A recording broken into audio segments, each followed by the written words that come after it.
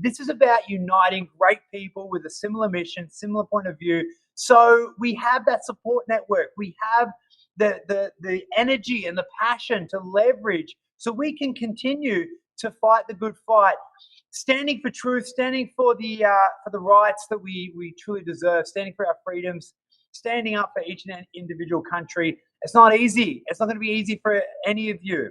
You're going to face conflict. You're going to face adversity, and we already have faced a lot of it. But it is with the help of the inspiration and the passion and the energy of people like Jesse and all our other incredible speakers that we are able to continue to thrive and grow and move in that momentum. And on that note, I want to just talk to you about a few little points. As I mentioned before, I'm so freaking proud of all the Australians. I'm going to take the focus off the world for a second and put it straight onto Australia. We have done an incredible job here in Australia of saying enough is enough. Now, this has gone on for a long time. I know a lot of you have been sitting there watching this take place, not knowing what to do or what to say. If I had $1 for every time I heard someone say, there's nothing we can do or I don't know what to do, I would be a very, very rich man. But the good news is that slowly but surely people are starting to understand that we can all do something. There is always something we can do. There is something that we can do and change now, tomorrow, and the next day, no matter what the circumstances are. And again, I'm so, so happy and proud to see that take place. We are seeing, as we speak, guys, as we speak, if you're in the USA, if you're in the UK, if you're in New Zealand, as we speak, we have literally hundreds and thousands of proud Australians of all cultures, all nationalities, all religious beliefs coming together united. This is a beautiful thing, coming together united. I'm hearing reports that this is the biggest day of protest in the history of Australia. And that makes me proud. Why? Because it is a sign that people are paying attention. People are seeing that the legislation that is coming through is not right. It is dangerous. People are seeing that lockdowns don't work, that they cause more harm than good. People are seeing that businesses are being destroyed on the daily, and it's not over yet. People are seeing that mental health has been affected across the board, and it is not over yet. And it's because of these factors that people are stepping up. Over 200K in Melbourne, over 100K in Sydney, over I don't have the actual stats for Brisbane and Perth, but it's a lot of people. And again, I'm really, really pumped and so proud. So if you know someone that has taken the streets ever, all right, let me just say this.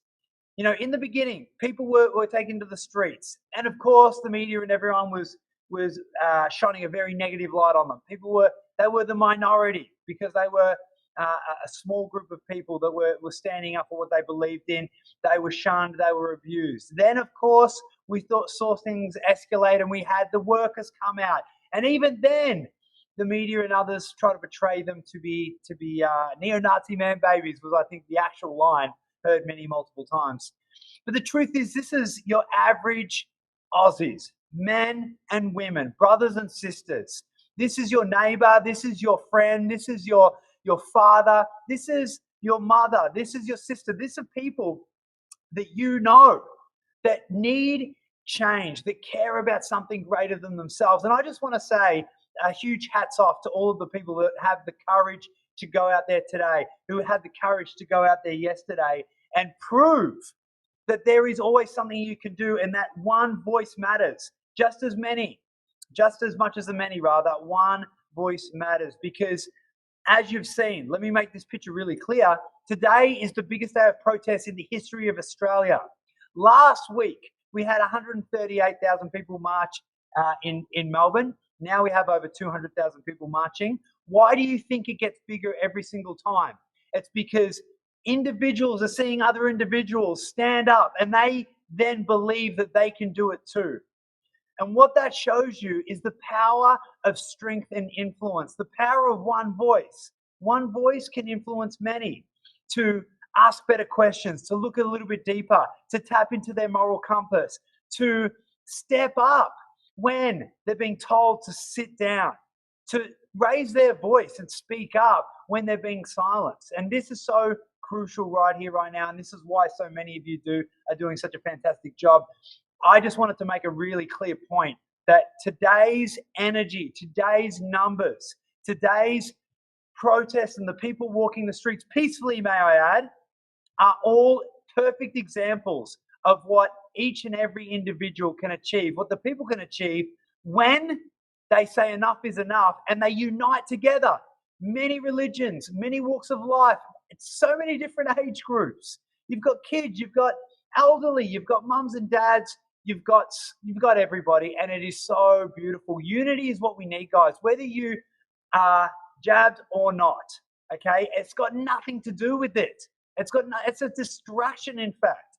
What this has got to do with is two-tiered society, is with segregation, is with us dismissing and absolutely denying and, in fact, disrespecting the codes of ethics and our civil liberties and our law, our legal system, things that we've built over years and years and years, things that we have built upon and learned from the mistakes and the battles and the fights of our forefathers in the past, and we are disrespecting all of the sacrifices that have ever been laid out before us every time we go along with this bullshit, every time we give in to what's taking place, every time we justify, and every time we come up with another excuse as to why it's okay, we go into another lockdown and let our businesses perish, as to why it's okay that we must wear masks without any transparent data, which is why it's okay that you can shut down a nation's economy.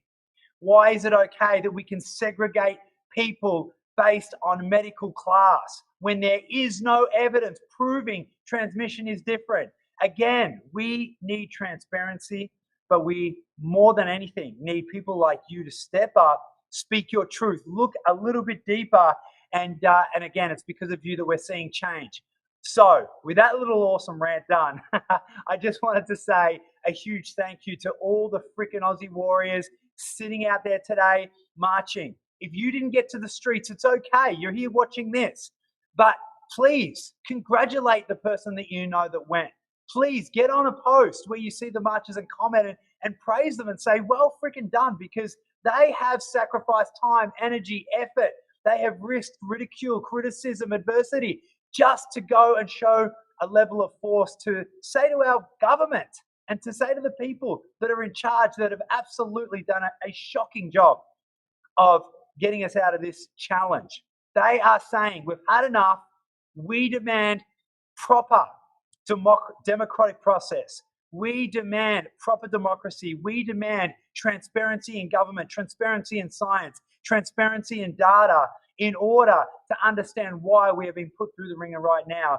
And we deserve and demand accountability. And that's what I hope we are all asking for. And that's what we will get if we keep turning up the way we are today. So a huge shout out to all of you. Thank you to everyone that's supporting everything that's going on right now. There are so many individuals. There are so many different groups.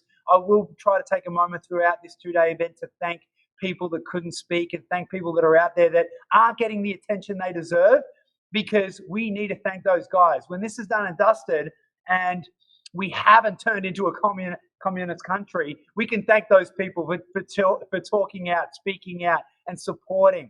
And again, it's so needed right now. So a huge shout out to everybody. I want you to ask yourself as we go through this event over the next 2 days, what sort of country do you want to live in? What sort of city do you want to live in? Not only now, but in the next 5 years. If you have kids, or if you want to have kids, what country, what legacy do you want to leave your children? This may sound dramatic asking the question, but if you don't think the last 2 years have been just a little bit dramatic and deserve a question as deep as that, then something is wrong. Because it's times like this that need to wake us up and have a look at the bigger picture. We need to demand a better future.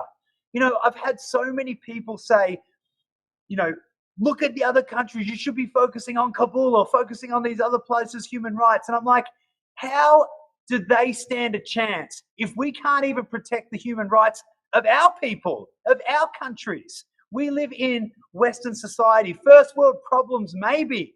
But if we want the right to say first world problems, we have to be able to protect and defend our civil liberties. We have to protect our democracy. We have to protect our medical freedoms and the freedom to speak and ask questions without censorship. And that's exactly what this program, and that is exactly what this event is all about. And so, again, you need to ask great questions in order to get a great answer. I truly believe that every single time you step into your truth, every single time that you stand up for what you believe in, only good things are going to come. And that's exactly what we're seeing today. I really feel like with the numbers today, all of the efforts that people that I know have put in, I've put in, my team, and I've got Chris over here. He's been flying the flag for so long. Again, the efforts that we've put in the past, I feel absolutely validated today that we have so many great people out there that have said enough is enough. We don't need this. And as I mentioned, all we're asking for is the standard or the agreed upon democratic process to be upheld. All we're asking for is our medical freedoms. All we're asking for is freedom in itself, and that is what you absolutely deserve. And so, on that note, we've got an amazing speaker coming up in a moment. I can't wait to introduce you to them. But as I mentioned before, a lot of people have suffered over the last 2 years. Small businesses have absolutely been destroyed over the last 2 years. I mentioned to you that, again, me being a business owner is what triggered my first anger. In fact, first it was a little bit of despair. Then it moved to anger.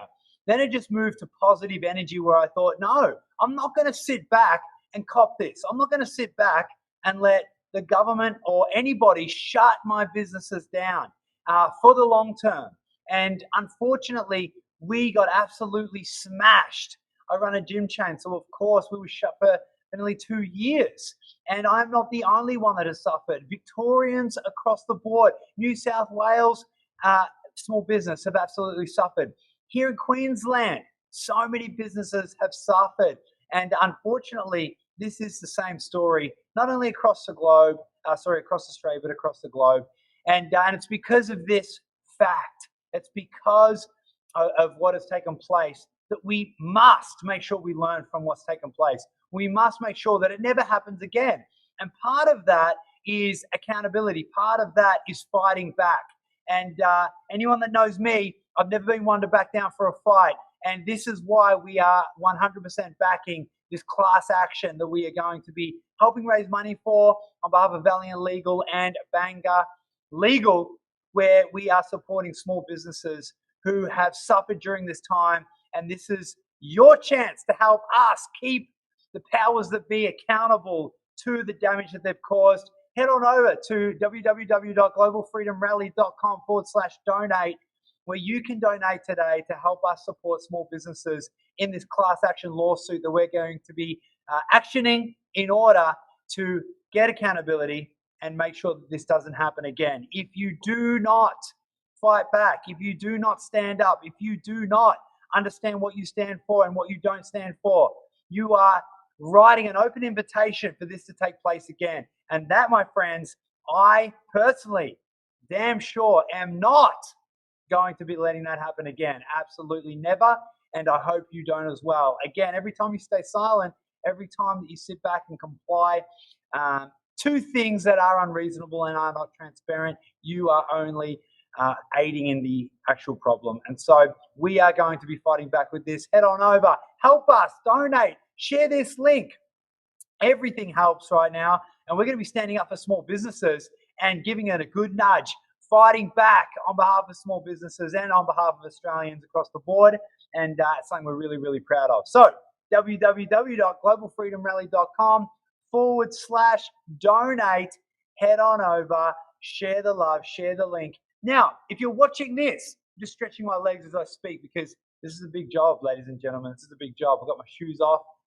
I do have my pants on though. You may be wondering, is Andy wearing any pants? Yes, I am. Okay, don't worry about that. But I am stretching it out. And what I want you to do is understand the power of you sharing this message. If you've got the link, if you're watching this, share it on social media, pass it around. We need more eyes on this because, of course, this message is important. I'm so proud to be a part of this event. I'm so proud to be helping flying the flag for this message because I really feel, and I have for a long time now, that now, in at least my lifetime, there has been no time more important to stand up and be interested and engaged in the political landscape, in the legalities of what's taking place, the legal system, in your community, and in the leadership of this country. I'm really excited to see some big changes take place. I've mentioned this a few times. I think this could be the best thing that ever happened to us. Call me a tragic optimist, if you will. But I honestly think that when you get dealt something that shakes things up, that disrupts things, it's not only it can not only be painful and hard, but it can absolutely be a gift. It could be a lesson. I often say to my clients, I often say to my community, if this was a gift, every time you run into tragedy, every time you run into adversity, if you ask the question, if this was a gift, what gift would it be giving me? Doesn't that just change your perspective? If you then ask, if this was a lesson, what would I be learning? If we can look at this and say, what lesson should we be learning? Well, should we be learning how to play the game? Should we be learning how to vote? Should we be learning how to look at the policies that the political leaders are supposedly meant to uphold in order for us to make an educated choice? Should we be learning how to communicate and articulate how we feel and what we want, not only to people around us and immediate people around us, but also to community leaders in the government, so we can see the change that we truly want to see?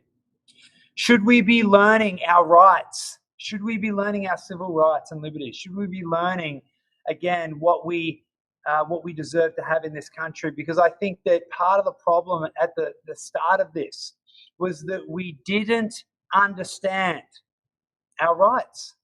We didn't understand what was allowed to happen and not allowed to happen, even with the agreed upon standards of the medical codes and the medical ethics procedures. You know, we have absolutely dismissed these, which I've been very upset about.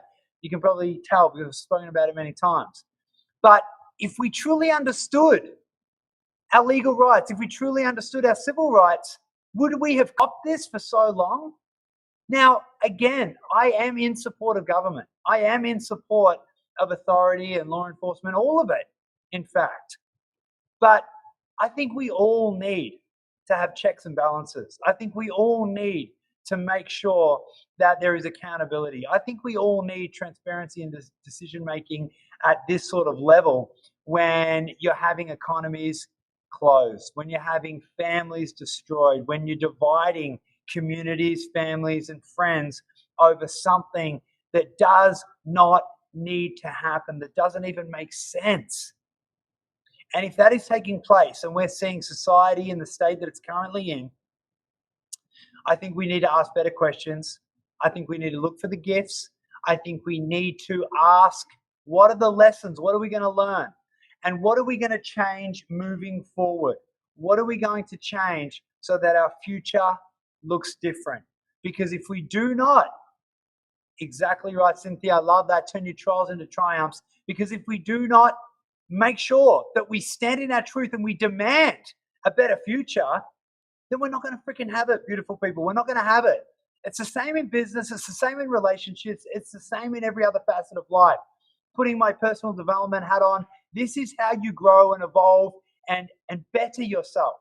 It's the same thing with your community. It's the same thing with our culture. It is the same thing with our country. And so it is so important that we all step up to this. It's so important that we all learn and grow and figure out how this game is played so that we can do a better job in the future. And we can make sure if any emergency ever happens again, that it is factual, it is transparent, and then we can make better decisions, harm less people, and keep evolving as a society.